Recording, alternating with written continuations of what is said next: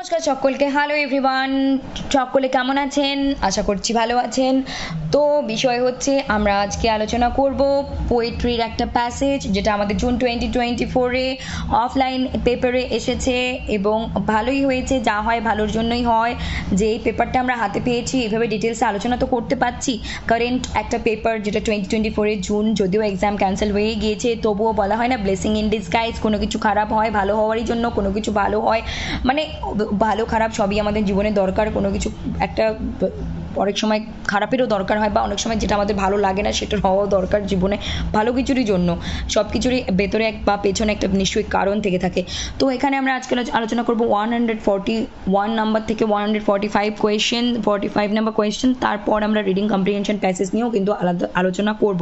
তো এখানে কিন্তু শুধু আমি প্যাসেজ দেখালাম, পোয়েট্রি প্যাসেজ বা একটা কোনো পোয়েট্রির প্যাসেজ বা একটা কোনো আলাদা কোনো প্যাসেজ দেখালাম, প্রোজ প্যাসেজ বা পোয়েট্রি প্যাসেজ, তারপর 5টা উত্তর বলে দিলাম, তারপর গল্প শেষ, এরকম কিন্তু বিষয় না। এখানে কিন্তু অনেক ইম্পর্টেন্ট ইনফরমেশন থাকবে, তাই ভিডিও কিন্তু কেটে কেটে দেখবেন না, তাহলে কিন্তু মিস হয়ে যাবে।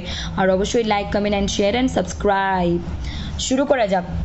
141, এখানে আমরা একটা দেখতে পাচ্ছি পোয়েট্রি প্যাসেজ, তারপর আমরা দেখতে পাচ্ছি 5টা পরপর প্রশ্ন। তো এক্ষেত্রে আমি করব কি, প্রথমে আমরা যাই প্রশ্নে।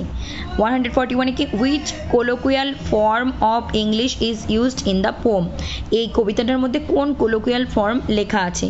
অপশন, নেক্সট কোয়েশ্চেন কি, which one of the following is an extended metaphor in the poem? Extended metaphor, আমার তার জন্য জানতে হবে হোয়াট ইজ মেটাফোর, দেন জানতে হবে what is extended metaphor, otherwise you can't be able to answer this question. Okay, next 143 number question কি, which rhetorical device has been used by the poet by repeating and at the beginning of many lines in the poem? এখানে কিন্তু আমরা rhetoric বা figures of স্পিচকে পাচ্ছি, দুবার পেলাম। তো এই চারটের মধ্যে কোনটা ইউজ হয়েছে এখানে, সেটা আমরা অবশ্যই পোয়েট্রি পড়ে বুঝতে পারবো। And next question, what kind of life does the line life for me no crystal stair signify? চারটে অপশনের মধ্যে এখানে বলা হচ্ছে কি ধরনের লাইফ এটা এখানে ডিফাইন করছে এই উদ্ধৃতিটা, life for me no crystal stair. And 145 or last number question in this poetry passage কি বলছে, what device does the speaker give to his or her son in the poem? কবি এখানে তার ছেলেকে কি কি দিচ্ছে, কি অ্যাডভাইস বা কি অবশ্যই কি উপদেশ দিচ্ছে? তো এখানে যখনই আমরা দেখলাম, তার মানে যখনই দেখলাম যে সান অ্যান্ড ফাদারের কথা বলা হচ্ছে, তার মানে বাবা আর ছেলের মধ্যে একটা কথোপকথন, এইটা দেখে কিন্তু আমাদের একটা বেসিক গেস কিন্তু হয়ে যায়। এবং অবশ্যই যখনই বললো রেটোরিক্যাল ডিভাইসের কথা, রেটোরিকের কথা, ফিগারস অফ স্পিচ এখানে আছে, অ্যান্ড ল্যাঙ্গুয়েজ রিলেটেড একটা প্রশ্ন আছে, কোলোকিয়াল ফর্ম অ্যান্ড আদারিস, যে এটা কি বলছে। তাহলে আমরা এখন চলে যাব পোয়েট্রিতে। প্রশ্ন কিন্তু মোটামুটি আমাদের বোঝা হয়ে গেল যে কি নিয়ে আলোচনা হচ্ছে। তারপর বলছে, well son I will tell you, ঠিক আছে, ছেলেকে বলছে আমি তোমাকে বলবো। Life for me ain't been so crystal stair, ওই যে প্রশ্নে আমরা পেয়েছি সাথে সাথে চলে যাই। It's had tacks in it, কোথাও যেন একটা কত নাম্বার 144 নাম্বারে পেলাম। What kind of life does the line life for me no crystal stair signify? A life devoid of pain, a life full of hardships and struggles, an ideal and perfect life, a full life of miracles and blessings. তো এখন একটা লাইনের মাধ্যমে প্রশ্নটায় চলে আসতে পারলাম। এখন যাই এইটাতে পৌঁছতে কি আমরা বুঝতে পারলাম যে এই অপশন কোনটা ঠিক হবে? আগে যেটা আমি সঠিক করে রেখেছি সেদিকে তাকাবেন না, এখন আমরা প্যাসেজে চলে যাই, আরেকটু বোঝার জন্য চলে যাই। তারপর কি বলেছে, it's had tacks in it and splinters and boards torn up and places with no carpet on the floor bare. তার মানে এখানে বোঝাই যাচ্ছে যে আমরা কিন্তু, আমিও সে সময় জানতাম না ট্যাক্স মানে কি, স্প্লিন্টার্স মানে কি, বোর্ডস জানি আমরা, বা এই যে ফ্লোর বেড মানে কি বুঝতে পারছি না, কিন্তু কোথাও না কোথাও কিন্তু এই যে and places with no carpet on the floor bare, কোথাও না কোথাও মনে হচ্ছে যে কোনো কিছু যেন মানে একটা কঠিন রাস্তার উপর যেন কোনো মসৃণ কিছু কিন্তু পেতে দেওয়া নেই, বা কিছু কিন্তু এরকম একটা বোঝাচ্ছে। তাহলে আমরা কিন্তু একটু আইডিয়া করতে পারছি, but all the time I seen be are climbing on and reach in the landings and 13 corners তো সেখানে কিন্তু আমি বলতে পারি যে এ life of devoid of pain, ব্যথার কথা কি ওখানে বলেছেন? না। আইডিয়াল অ্যান্ড পারফেক্ট লাইফ, না। এ life full of miracles and blessings, ওখানে কোথাও উল্লেখ নেই ব্লেসিং, মিরাকল বা এমন কিছু ওয়ার্ড যেটাতে আমরা আনন্দ পাই, খুব সুখের কথা, হ্যাপি ফিলিংস, কিচ্ছু কিন্তু নেই। কিন্তু এ life full of hardships and struggles, এই কথাগুলো শুনে কোথাও না কোথাও মনে হচ্ছে জীবনটা অতটা মসৃণ ছিল না, অবশ্যই লড়াই আছে, হার্ডশিপ আছে, স্ট্রাগল আছে। তো অপশন বি ইজ কারেক্ট। এইভাবে কিন্তু আমাদের আনসারের কাছে পৌঁছতে হয়, সময় লাগে, কিন্তু প্র্যাকটিস করতে করতে অভ্যাস হয়ে যাবে। নেক্সট আমরা চাচ্ছি পরবর্তীতে কতটা পড়লাম, but all the time I scene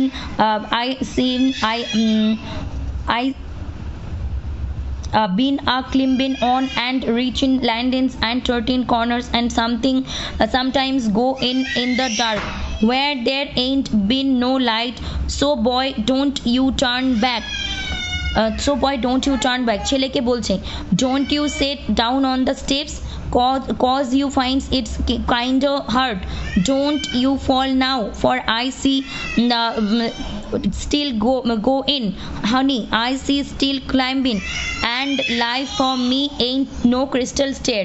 এবং আবারও বলছেন শেষের দিকে যে আমার কাছে জীবন কিন্তু ক্রিস্টাল স্টেয়ারের মতো নয়, যে মানে একদম ক্রিস্টাল, আমরা বলি না ক্রিস্টাল ক্লিয়ার, একদম ঝকঝকে চকচকে পরিষ্কার পরিচ্ছন্ন সব কিছু একদম রেডি, একদম মানে পুরো মসৃণ পথ, তা কিন্তু নয়।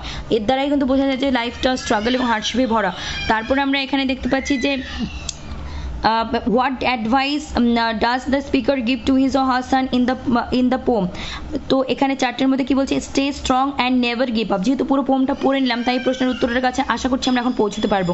Stay strong and never give up in life, eat drink and be merry, never take risk in life, stay calm and wait for good fortune. তো আমি এখানে প্রথমে বলবো এলিমিনেশনে যেতে, এখানে কোথাও ইট ড্রিঙ্ক বি ম্যারির কথা নেই, কাটা। আর তারপর stay calm and wait for good ফরচুনের কথাও নেই, কাটা। তারপর এ অ্যান্ড সি এর মধ্যে never take risk in life, ওখানে কি বলা আছে যে লাইফের জন্য রিস্ক নিও না, এরকম কিছু না। Stay strong and never give up in life, এটাই কিন্তু সব থেকে আইডিয়াল উত্তর আমার মনে হচ্ছে পড়ে। তো এই দুটোর উত্তর আমরা কিন্তু পোয়েট্রি থেকে পড়ে পেয়ে গেলাম। এখন এই যে আমরা যে পোয়েট্রিটা পেলাম, এখানে যে লেখা দেখতে পাচ্ছি ধাঁচটা, well son I will tell you, এই যে ইটস, এই যে কোথায় গেল, আই সি বিনস ক্লিম্বিন, তারপর ল্যান্ডিন, তারপর বয়, তারপর গো ইন, এটা কিন্তু কোন ধরনের ইংলিশ, একটু ডিফারেন্ট ইংলিশ লাগছে। আমরা সচরাচর যে ইংলিশ পড়ি, এই যে ইংলিশগুলোকে পড়েছি এগুলো পড়েছি, কিন্তু এটা কোথাও না কোথাও একটু ডিফারেন্ট লাগছে। তার জন্য এই প্রশ্নে আসি, which colloquial form of English is used in the poem? American English, Australian English, Indian English, African American English. প্রথমত এই ধরনের আমরা ইন্ডিয়ান ইংলিশে পাই না, অপশন 2 এলিমিনেট করে দিলাম। তারপরে আমরা অস্ট্রেলিয়ান ইংলিশের ক্ষেত্রে, আমেরিকানের ক্ষেত্রেও এলিমিনেট করে দিলাম, আমরা পাই না। এবং অস্ট্রেলিয়ানেও কেমন যেন মনে হচ্ছে যে না, এটা হবে না। তো আফ্রিকান আমেরিকান ইংলিশ, দুটোর আমরা আফ্রিকান আমেরিকানের ইংলিশটাকে এখানে কোলোকিয়াল ফর্মে পাচ্ছি। তো এটা একটু ডিফিকাল্ট, ফর্মগুলো যদি না জানা থাকে ওই উত্তরে পৌঁছনে, বাট ইটস ওকে। 5টা প্রশ্নের মধ্যে 4টা কিন্তু ঠিক করা আমাদের হাতের মুঠোয়, একটা না হয় একটু অপরিচিত হতেই পারে। নেক্সট প্রশ্ন, which one of the following is an extended metaphor? Extended metaphor, tacks, splinter, staircase, bare floor. তো এই যে এখানে আছে স্টেয়ারকেস, কোথায় গেল? এই যে আমরা পেয়েছি এখানে স্টেয়ার, তারপরে স্পিনস্টার্স, তারপরে ফ্লোর বেয়ার, তারপরে আমরা কোথায় গেলাম,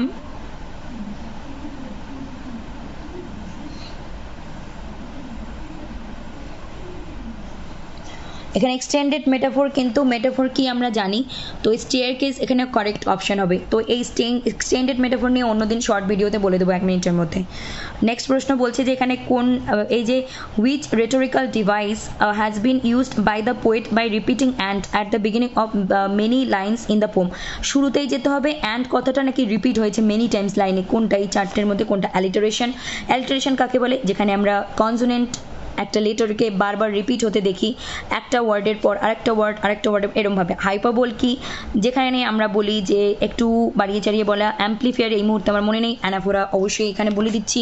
তো প্রথম দিকে পড়ি আমরা, well son I will tell you, life for me ain't been so crystal clear, it's had tags in it and splinter and boards torn up and places with no carpet on the floor bare, and প্রথম দিকে, last পরের দিকেও পাচ্ছি আমরা and এটা হলো anaphora, এটাই হলো রেটরিক বা রেটরি বা কী বলতে পারি ফিগার্স অফ স্পিচের, এটা হলো অ্যানাফোরা। ঠিক আছে, তাহলে অটোমেটিক্যালি 3টে প্রশ্ন কারেক্ট করে কোনো ব্যাপারই নয়। আর এটা একটু শব্দের মানে জানা থাকলে কোনো অসুবিধা নেই। এটা যদি আমরা ভাষার ফর্মগুলো দেখে রাখতে পারি, তো এরপরে আমাদের কাজ হবে যে অবশ্যই এখান থেকে একটা প্রশ্ন আমাদের আইডিয়া চলে এলো যে কোন American form, Australian, Indian, pre American লেখার ফর্মটা কি একটু দেখে রাখা।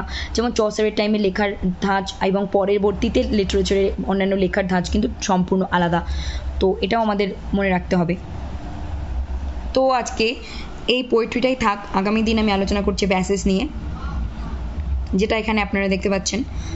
অলরেডি 10 মিনিট হয়ে গেছে, ঠিক আছে, দুটো একবারে দিলে গুলিয়ে যাবে, তো নেক্সট দিন রাখছি আমি প্যাসেজটা। ভালো থাকবেন, সুস্থ থাকবেন, আর দেখতে থাকবেন SB literature. SB literature means base of English literature. Like comment share and subscribe, like comment share and subscribe, like comment share and subscribe করতে একদম ভুলবেন না। কেটে কেটে দেখবেন না, ডিটেলস একবার দেখে নিন, তারপর আপনারা যত খুশি পজ করুন, কেটে দেখুন, যা খুশি করুন, কিন্তু কনসেপ্ট ক্লিয়ার হওয়ার জন্য, প্রশ্নের সঠিক উত্তর জানার জন্য, পদ্ধতিগুলোকে বোঝার জন্য অন্ততপক্ষে একবার তো পুরোটা ভালোভাবে দেখতেই হবে। অবশ্যই যতবার দরকার আপনারা দেখবেন, কিন্তু প্রথমেই স্কিপ করে গেলে, প্রথমেই কেটে দেখতে গেলে কিন্তু ভুলভাল জায়গায় আমরা পৌঁছে যেতে পারি, তো সেটা কখনোই করা যাবে না। ভালো থাকুন, সুস্থ থাকুন, আর দেখতে থাকুন SB literature. Like comment share and subscribe, like comment share and subscribe, like comment share and subscribe. নমস্কার।